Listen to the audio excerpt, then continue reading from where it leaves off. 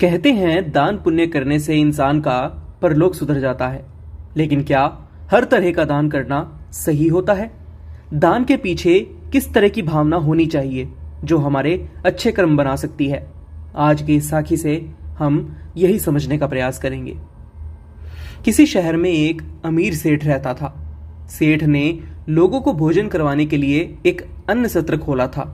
अन्न सत्र एक ऐसी जगह होती है जहां भूखे और गरीब लोग मुफ्त में भोजन कर सकते हैं।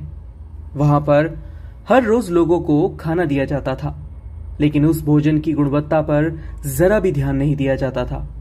गरीबों को अक्सर सड़ी ज्वार की मोटी रोटी मिलती थी, जिसे वे भूख की वजह से खाने पर मजबूर थे।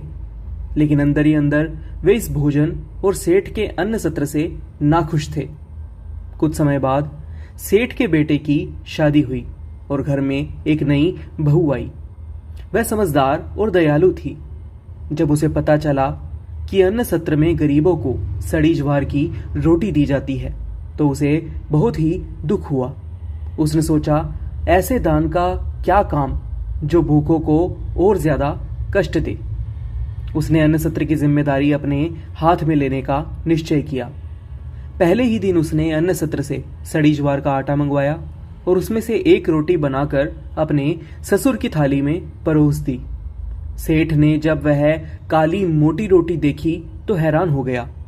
उसने पहला निवाला तोड़कर मुंह में डाला और तुरंत थूकते हुए बोला कि अरे बेटी, यह सड़ी हुई रोटी आखिर तुमने क्यों बनाई है? हमारे घर में तो अच्छा आटा उपलब्ध है। बहू ने बड़े ही शांत भाव से कहा, पिताजी, यह आटा मैंने परलोक से मंगवाया है। सेठ ने चौंक कर पूछा, परलोक से? यह कैसे संभव है? बहू ने जवाब दिया, पिताजी, हम जो दान पुण्य इस जीवन में करते हैं वही परलोक में हमारा भोजन बनता है।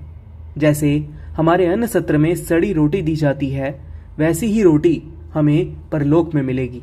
मैंने सोचा कि क्यों ना अभी से इसका अभ्यास कर लें, ताकि वहां पर जाकर ज्यादा तकलीफ ना हो। यह सुनकर सेठ को अपनी गलती का एहसास हुआ।